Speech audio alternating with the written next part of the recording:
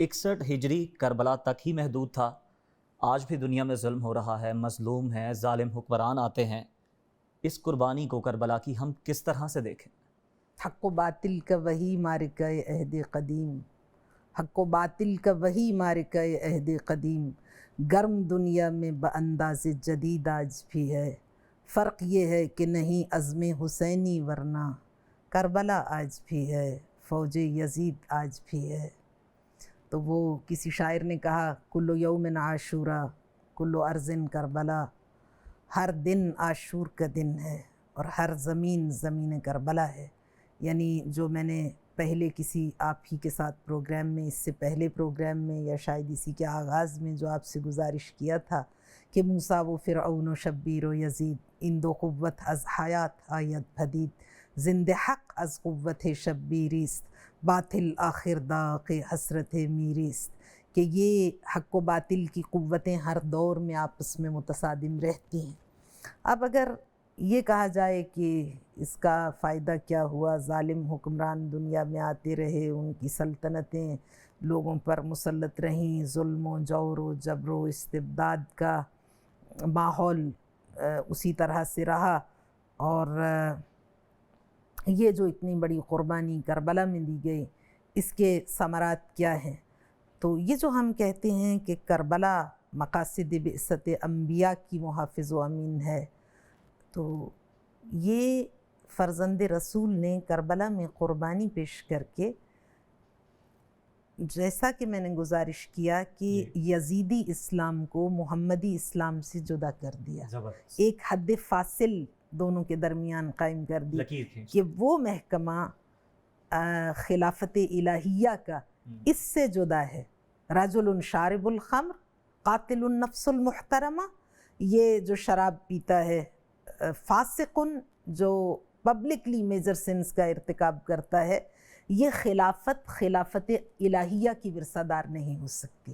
اور فرمایا آپ نے، حسین ابن علی نے دنیا انسانیت کو بتلا دیا، اگر حسین نہ ہوتے تو آج اسلام کی نمائندہ یزیدیت ہوتی، لیکن یہ حسین ابن علی کا کمال ہے۔ حسین وجود پیغمبر کی بقا کا نام ہے، حسین وجود پیغمبر سے روشن ہونے والے چراغ ہدایت کا نام ہے۔ ان الحسین مصباح الہدیٰ و سفینۃ النجاہ، سفینہ اسلام کو موج خون مصطفیٰ سے ساحل آشنا کرنے والے ناخدا کو حسین کہتے ہیں۔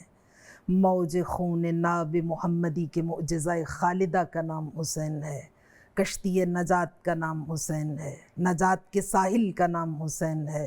آقا دو جہاں سرکار رسالت مآب صلی اللہ علیہ وآلہ وسلم نے نجات نوع بشر کے لیے جو دین مبین پیش کیا، اس کا تجسم حسین ہے۔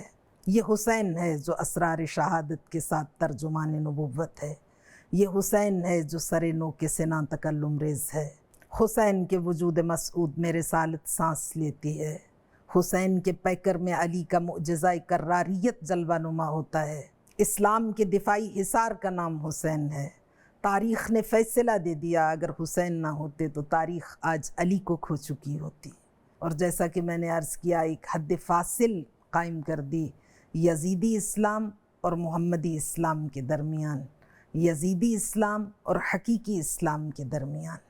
جب بڑھا سوئے گریبان بشر ظلم کا ہاتھ، جب بڑھا سوئے گریبان بشر ظلم کا ہاتھ، زلزلانے لگا جب قصر شریعت کا ثبات، کھول اس بھید کو اے غربت عاشور کی رات، بول اے دین پیمبر کی ابد رنگ حیات، تیرے جلتے ہوئے ہونٹوں پہ کوئی نام آیا، جز حسین ابن علی کون تیرے کام آیا۔ وہ حسین ابن علی وقت کی تہذیب کا ناز، وہ حسین ابن علی وقت کی تہذیب کا ناز، جس نے افشا کیا انسان کی توقیر کا راز، جس کا ہر زخم ہے سرمایہ سلطان حجاز، جس نے تیروں کے مسلح پہ ادا کی ہے نماز۔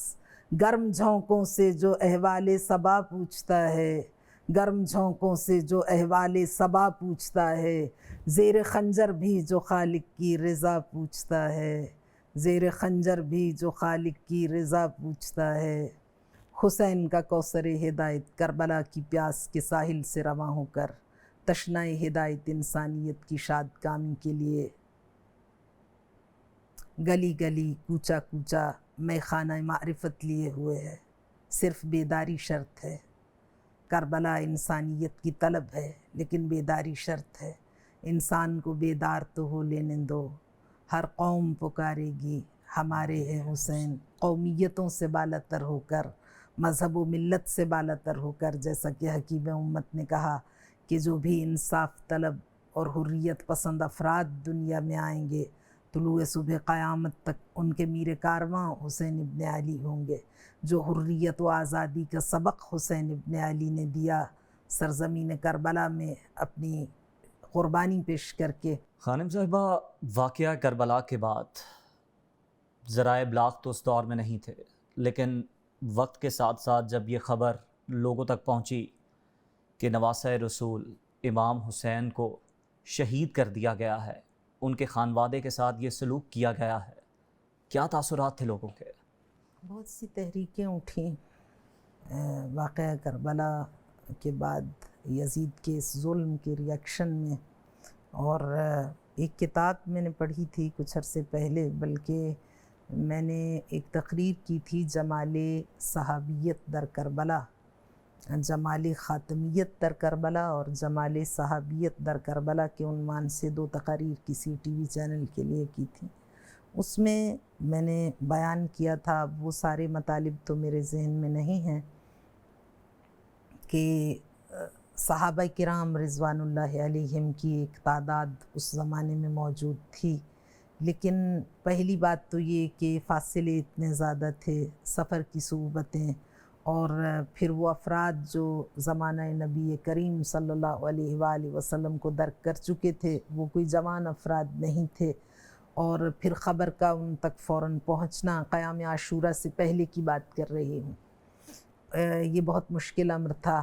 اس کے باوجود آپ کو تعجب ہوگا کہ سرزمین کربلا پر نواسۂ رسول کے ساتھ جو 72 افراد شہید ہوئے، ان میں سے 21 افراد پیغمبر گرامی اسلام صلی اللہ علیہ وآلہ وسلم کے صحابہ کرام رضوان اللہ علیہم میں سے تھے، جنہوں نے بڑھاپے کے باوجود سفر کی صعوبتوں کو برداشت کر کے، یہ بہت بڑی بات ہے کہ اتنی بڑی تعداد کربلا تک پہنچ گئی ان حالات میں.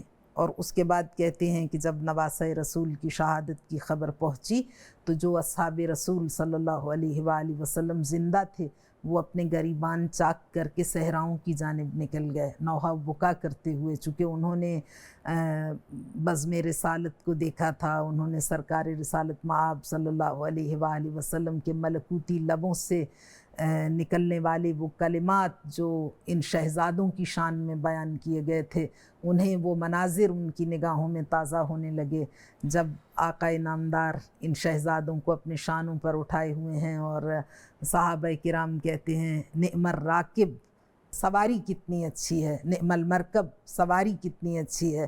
تو آقا نامدار صلی اللہ علیہ وآلہ وسلم نے فرمایا تم یہ دیکھو نعم الراکب، سوار کتنا اچھا ہے. اور پھر حالت سجدہ میں جب حسنین شریفین آپ کی پشت پر سوار ہوئے اور خاص طور پر امام حسین جب آپ کی پشت پر سوار ہوئے تو آپ نے سجدے کو اتنا طولانی کیا کہ ساتھی گھبرا گئے اور انہوں نے سمجھا کہ شاید کوئی مشکل پیش آ گئی ہے. لیکن جب دیکھا تو نواسۂ رسول پشت پر سوار تھے، اور جب وہ اپنی مرضی سے اترے تو سرکار نے اپنے سجدے کو ختم کیا. اور جب سجدے سے بلند ہوئے تو نماز کے اختتام پر جب صحابہ کرام نے سوال کیا کہ یا رسول اللہ آپ نے سجدے کو اتنا طولانی کر دیا، تو وما ینطق عن الہوی ان ھو الا وحی یوحی کے مصداق صادق مصدق پیغمبر صلی اللہ علیہ وآلہ وسلم نے ارشاد فرمایا کہ حسین منی وانا من حسین، حسین مجھ سے ہے اور میرے دین کی بقا حسین سے ہے. جب بہت کم سن تھے مسجد میں تشریف لائے تو آقا نے خطبہ دیتے ہوئے آگے بڑھ کے شہزادے کو گود میں اٹھایا تو کسی نے کہا کہ یا رسول اللہ آپ تو آسمان و زمین کی زینت ہیں. تو آقا نے فرمایا انہا ابنی، یہ میرا بیٹا زین السماوات والارض، یہ آسمان و زمین کی زینت ہے، اس کے مقام کو پہچانو. تو صحابہ کرام ظاہر ہے جنہوں نے اس زمانے کو درک کیا تھا ان کے لیے یہ بہت زیادہ تکلیف دہ امر تھا.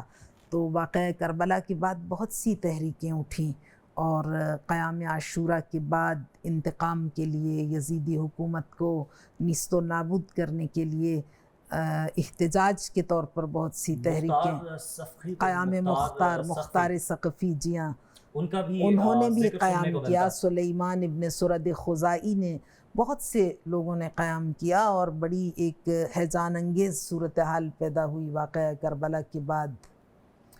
خانم صاحبہ، ایک سوال جو آپ نے بھی گفتگو یہاں پر کی، اس میں سے ایک سوال یہ پیدا ہوتا ہے، جس طرح سے آپ نے بتایا کہ 21 صحابہ کرام کربلا پہنچے ضعیف العمر پیرانہ سالی کے باوجود، تو جو وہاں کربلا میں اہل بیت اطہار کے بے گور و کفن لاشیں تھے، ان کو خاک کے سپرد انہی صحابہ کرام نے کیا. وہ تو شہید ہو گئے، وہ تو خود میر کاروان کربلا کی ہمراہی میں انہوں نے تو شہادت کا شرف پایا.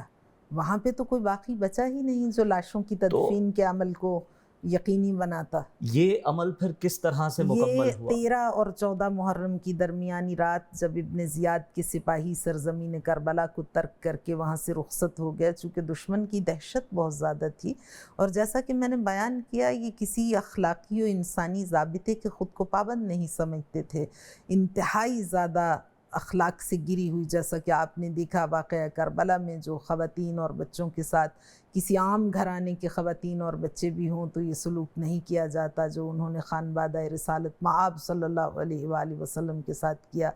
تو قوم بنی اسد منتظر رہی، اور جب 13 محرم کی رات سپاہ ابن زیاد کربلا سے رخصت ہوئی اور انہوں نے اپنے کشتوں کو دفن کر دیا، تو اس کے بعد قوم بنی اسد سرزمین کربلا کی جانب بڑھی، اس اطمینان کے بعد کہ اب سپاہ یزید میں سے کوئی باقی نہیں ہے، سپاہ کوفہ و شام میں سے.